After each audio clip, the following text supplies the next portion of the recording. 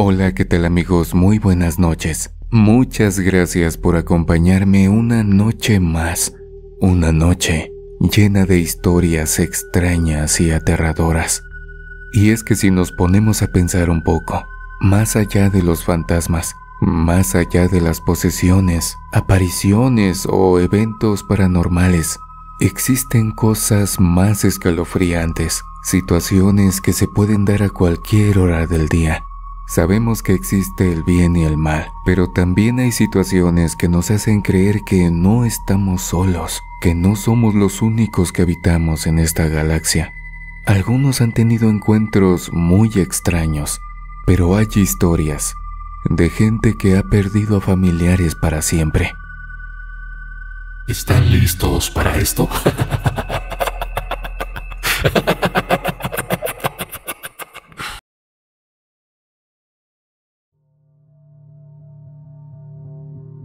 A mi tío se lo llevaron los extraterrestres.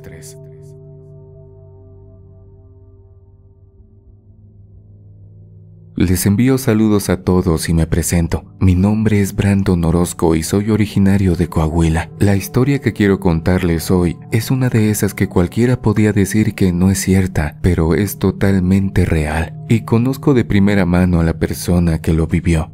Es mi tío Antonio, por parte de mi mamá.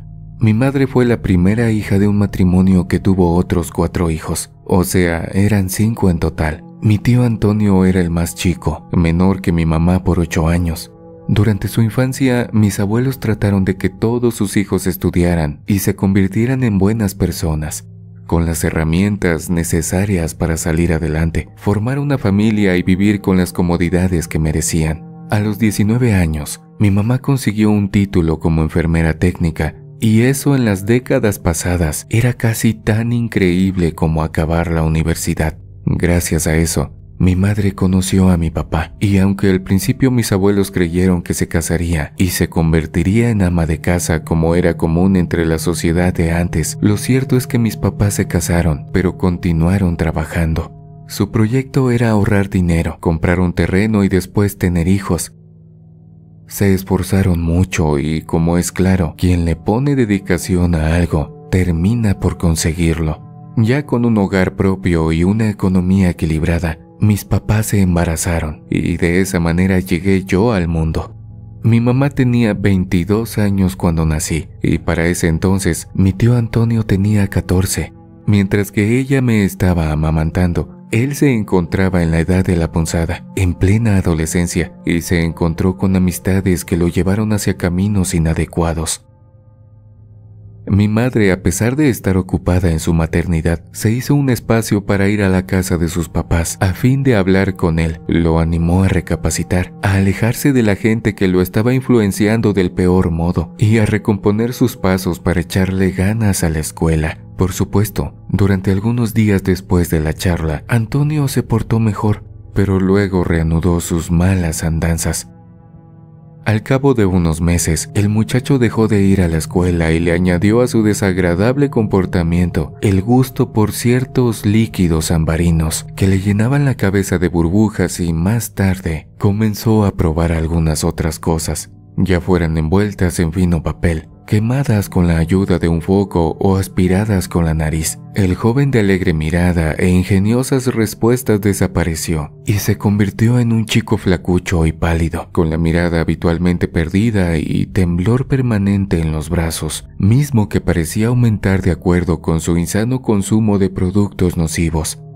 Cuando cumplí con 1 año de vida, de mi tío Antonio ya casi no quedaba nada. Su cara poseía el aspecto de una calavera y su intelecto se notaba muy reducido. Para esos momentos, el joven apenas de 15 años ya había hecho todo tipo de cosas feas, desde sacarle dinero de la cartera a su mamá, hasta vender una colección de monedas que le pertenecía a su papá. A mi madre, en una ocasión en donde la visitó, le hizo perdedizo un collar que mi padre le regaló. Pero a lo mejor le dio remordimiento, pues días después se lo regresó pidiéndole perdón y prometiéndole que jamás volvería a quitarle ninguna de sus cosas. En la colonia ya nadie lo llamaba por su nombre. Poca gente se acordaba de que era Antonio. Se referían a él como el loquito o el flaco. pero fue en ese estado tan lamentable que mi tío vivió algo que le cambió la vida por completo. Una madrugada, después de haber estado metiéndose todo lo que pudo junto a sus amigos, recorrió desnudo la avenida principal de la colonia, pegando gritos estridentes e implorando ayuda para que algo o alguien no se lo llevara. Los vecinos, asustados por el escándalo, cerraron las puertas, llamaron a la policía y lo detuvieron unos kilómetros adelante. Una vez frente a los agentes, Antonio se arrodilló y les pidió que por favor lo protegieran. Cuando uno de los oficiales le solicitó que le explicara lo que le sucedió, él respondió que se lo habían intentado llevar los extraterrestres y contó una historia enredada sobre la manera en que una nave plateada se acercó al puente debajo del cual él y sus colegas estaban disfrutando de una interesante mercancía, y que una luz rara enfocó a uno de ellos y se lo llevó flotando. Después la luz se contrajo por unos segundos, volvió y se llevó a otro de sus compañeros.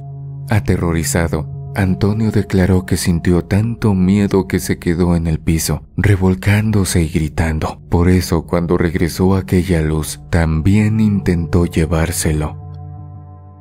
A los policías les llegó su aliento etílico y un fuerte tufo a cigarros de María. Le dijeron que sí a todo, pero luego se alejaron y lo dejaron en la banqueta.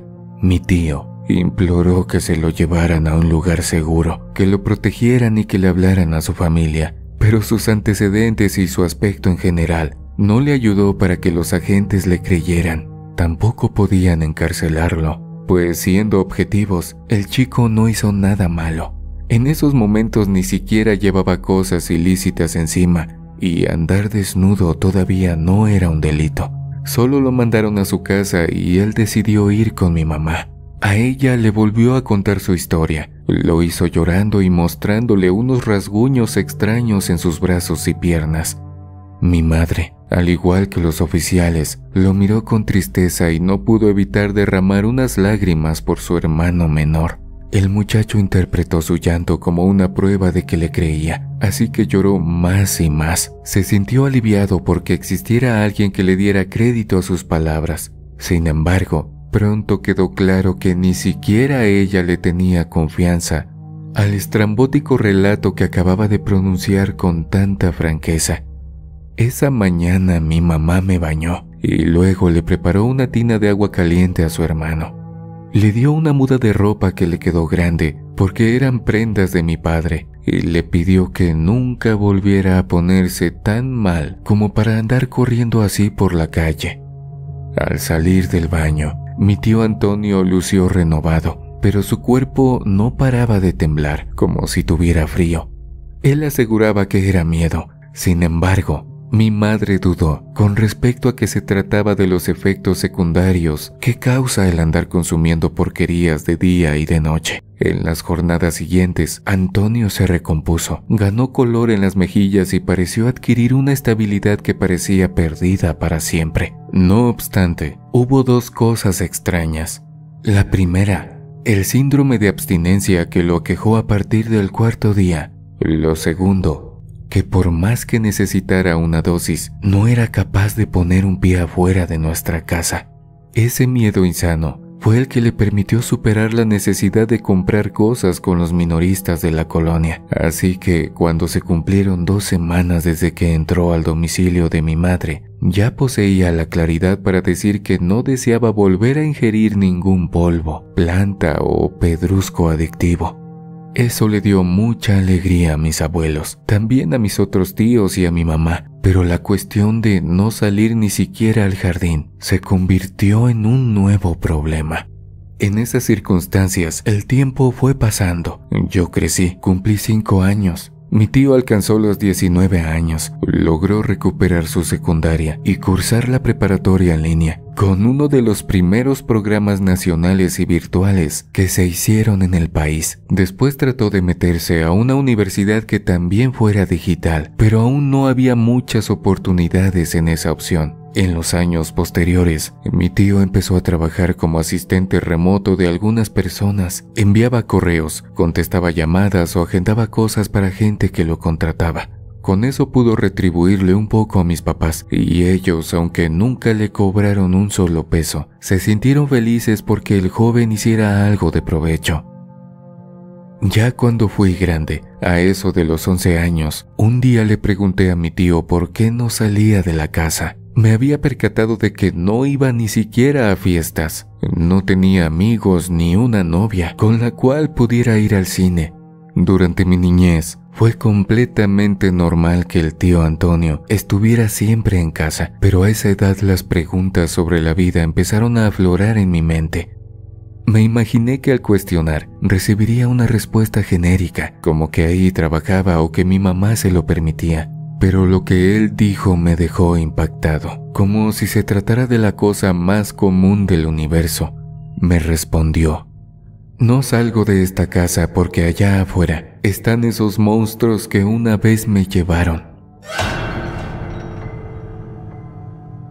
Esa fue la primera vez que a mí me contaba lo sucedido y sus palabras se convirtieron en imágenes dentro de mi cabeza, como si se tratara de una película de horror. Para empezar, aceptó que andar con los amigos que tenía no fue la mejor decisión de su vida y que tuvo una voluntad demasiado débil como para rechazar las cochinadas que le ofrecían. Tomó, aspiró o quemó de todo lo que le acercaron, y eso lo convirtió en un chiquillo dependiente de sustancias que jamás debió haber conocido. No obstante, como el daño estaba hecho y su cuerpo ahora ya no solo disfrutaba, sino que necesitaba de todo eso, lo aceptó.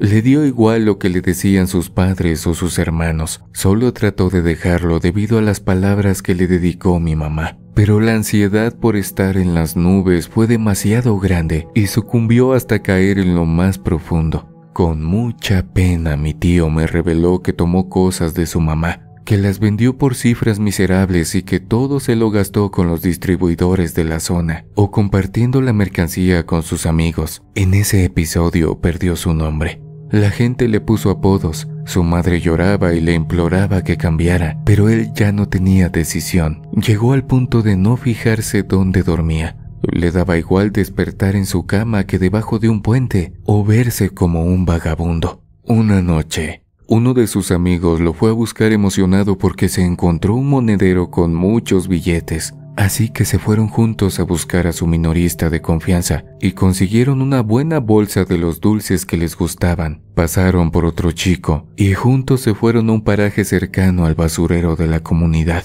Ahí nunca pasaba la policía y nadie los molestaría en su fiesta nocturna. Una vez en el lugar, disfrutaron de su botín al máximo. Los tres viajaron por universos jamás vistos y en medio de uno de esos viajes, notaron la presencia de una enorme luz en el horizonte. Les dio mucha gracia, pues pensaron que era una visión de lo que se acababan de meter. Sin embargo, se fue acercando. Un par de minutos más adelante, la luz se aproximó lo suficiente para que pudieran ver que provenía de un objeto redondo, muy grande, del tamaño de un autobús, que flotaba a unos 10 metros de sus cabezas y emitía un tenue zumbido. Hasta ese momento, mi tío y sus amigos se reían como locos y disfrutaban de la escena compartida. Pero entonces, la luz comenzó a desplazarse como si alguien la controlara, y cuando enfocó al que se encontró el monedero, él comenzó a flotar hasta entrar por una escotilla del artefacto volador. Antonio y su otro colega interrumpieron sus risas, pues de repente sus cerebros les avisaron que algo andaba mal. Luego lo confirmaron cuando la luz regresó, iluminó al segundo muchacho y se lo llevó como si no pesara nada. En ese instante, Antonio deseó que la luz no volviera o que apareciera alguien para salvarlo, pero no fue así. La luz regresó y mi tío comenzó a sentir que su cuerpo no pesaba nada y que el piso se alejaba cada vez más. No le dolió cuando la luminosidad lo llevó a la escotilla, ni cuando ésta se cerró. Pero una vez en el interior, cosas extrañas le empezaron a suceder. Primero los oídos le dolieron, aunque no percibió ruidos que lo molestaran, sino un silencio tan profundo que se sentía anormal. Enseguida, los ojos se le abrieron en todo lo ancho y largo que le fue posible a sus párpados. Asimismo, De la nariz le escurrió un líquido espeso de color rojo que le generó un sabor metálico. Por último, los brazos y las piernas se le acalambraron, lo cual lo obligó a gritar de una manera estruendosa. Se sintió morir. No obstante, su organismo soportó el suplicio y de manera repentina, la ínfima gravedad que lo mantenía flotando aumentó lo suficiente para hacerlo caer de golpe sobre el piso. Mi tío Antonio, exhausto y aterrorizado, quedó boca arriba, pero se dio la vuelta y comenzó a gatear en busca de una salida. Por más que dio vueltas en el pequeño espacio donde se encontraba, no le fue posible detectar un solo indicio de cómo salir de ahí. Estuvo en esa zona por un buen rato, aunque como no tenía reloj, no fue capaz de medir los minutos exactos. Su percepción le indicó que fue poco más de media hora. Pero lo que ocurrió después le resultó demasiado duro de procesar. Pero fue el inicio de una experiencia aterradora, atroz, dolorosa y traumática, misma que lo orilló a nunca más salir de la casa de mi madre con el propósito de mantenerse a salvo y no volver a encontrarse con los conductores de la nave a la que lo subieron. Mi tío Antonio se acurrucó en una esquina del área en la que terminó recluido. Luego escuchó unos chasquidos insólitos y se abrió una compuerta que no se notaba en lo más mínimo. Bajo el portal se reveló una figura delgada, con piernas largas, torso redondeado, brazos que colgaban hasta la mitad de sus rodillas y una cabeza demasiado grande, unida al cuerpo con un pequeño cuello. Esa cosa que vio mi tío no llevaba ropa y dejaba ver una piel grisácea que, dependiendo del ángulo de la luz, adquiría unos peculiares reflejos verdosos. Lo único que llevaba encima era una especie de cinturón color plateado, mismo que lanzaba unos finos destellos azules. A esa cosa el hermano de mi mamá solo lo había visto en caricaturas y en películas de ciencia ficción. Por unos segundos, imaginó que se trataba de una alucinación o de un viaje causado por alguna sustancia en mal estado, de esas que compraron con el dinero del monedero que su compañero se encontró. Más adelante, cuando la criatura estiró el brazo y lo sujetó con una fuerza que le hacía daño, entendió que todo era real. El miedo le subió por el estómago y tuvo que devolver lo poco que comió ese día. Apenas el misterioso celador vio que Antonio se tranquilizó, lo sacó del compartimiento y lo condujo a varios largos pasillos, iluminados con un fulgor demasiado blanco, proveniente de las luces que poseía el extravagante platillo al que lo subieron.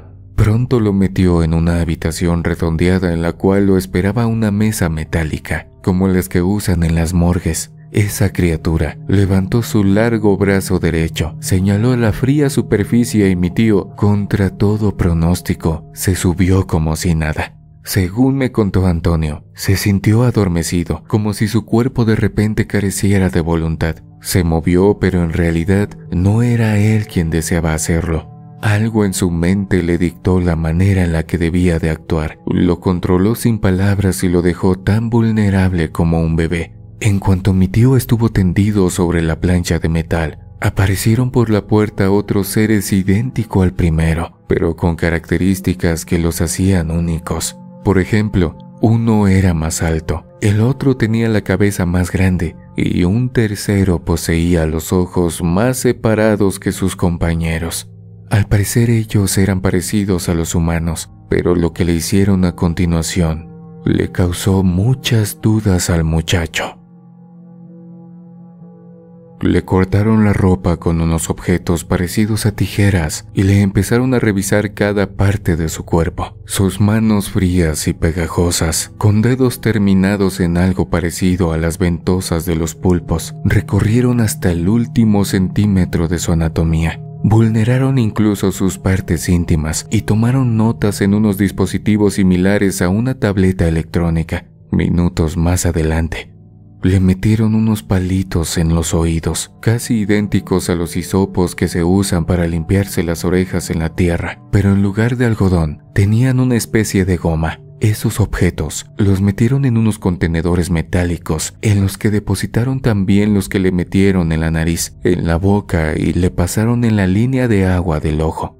Posteriormente, se acercó otro ser portando en la mano izquierda una herramienta afilada con la que le cortó un pedacito de cada uña, tanto de las manos como de los pies.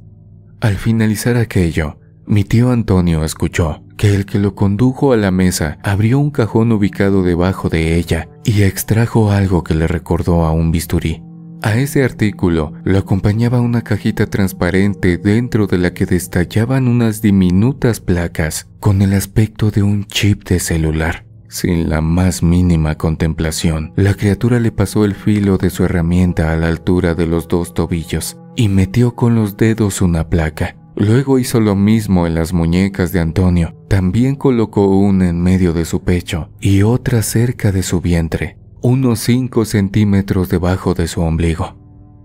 Mi tío, en un rincón lejano de su cabeza, estaba gritando. Tenía mucho miedo y deseaba volver a su casa. En ese hueco distante de su conciencia, prometió cambiar, portarse bien, recompensar a sus padres por todos los errores que cometió y agradecer hasta el último día por su preocupación. Solo quería a cambio escapar de aquellas criaturas que de ningún modo pertenecían al planeta. Lo imploraba al tiempo que agitaba sus brazos y se retorcía con desesperación, pero en realidad su cuerpo permanecía quieto, a merced de esos extraterrestres. Los invasores no se molestaron en analizar el estado mental de su presa. De hecho, actuaban como si aquel procedimiento lo hubieran hecho en múltiples ocasiones. Llegado el momento, activaron algún mecanismo y mi tío percibió un agradable adormecimiento. Se dio cuenta de que esa sensación provenía del primer ser que vio, pues mantenía un dedo sobre la pantalla de su dispositivo. De repente, se escuchó un estruendo en otra habitación y resonaron los gritos de uno de sus amigos. Los extraterrestres corrieron a ver qué pasaba y dejaron al hermano de mi mamá en una fría mesa de metal, desnudo y sin control propio, o al menos eso fue lo que creyeron. Lo cierto es que a lo mejor lo que esos extraterrestres hallaron en el cuarto contiguo fue demasiado abrumador y desactivaron sus habilidades manipuladoras, pues de repente mi tío recuperó la conciencia, saltó de la plancha helada y corrió al sitio por medio del cual subió a la insólita nave. Al llegar al sitio, volvió a ver que ahí no había nada, ni cerraduras ni manijas que pudiera accionar para escapar. Miró hacia atrás con miedo, esperando a que apareciera su verdugo, pero lo único que vio fue una nube de humo negro moviéndose con rapidez. En cuanto la mancha oscura se extendió a lo largo del pasillo, las luces blancas se tornaron rojas y la escotilla por donde entró se abrió. Mi tío Antonio no se paró a pensar si estaba muy alto, sino que se arrojó por el agujero y de milagro, el platillo no se alejó mucho del punto en el que lo recogieron. Cayó sobre un montículo de basura que amortiguó la caída. No perdió tiempo buscando con qué taparse, sino que echó a correr hacia el centro de la colonia y comenzó a pedir ayuda a gritos. Desde ahí la historia ya muchos la conocían. Los vecinos llamaron a la policía. Los agentes no le creyeron y él terminó en la puerta de mi mamá, rogando por auxilio. Mi madre lo dejó entrar. Se alegró de que no volviera a consumir cochinadas, pero pronto notó que el joven no salía ni al jardín. Le habló varias veces, pero mi tío, hasta el día de hoy, se siente seguro en la casa. Sé que no es fácil de creer, pero como prueba a las palabras de Antonio, me dejó ver y tocar las placas que todavía lleva debajo de la piel. No sabe si quedaron inutilizadas o aún funcionan, pero desde su macabra experiencia nunca han lanzado luz ni hecho nada, solo estar ahí. A las criaturas y su nave nunca las ha vuelto a ver. Debe de servirles a los demás que crean que mi tío está loco y ya. Sin embargo, no es lógico. Al final nadie logró hallar a sus otros 2 amigos.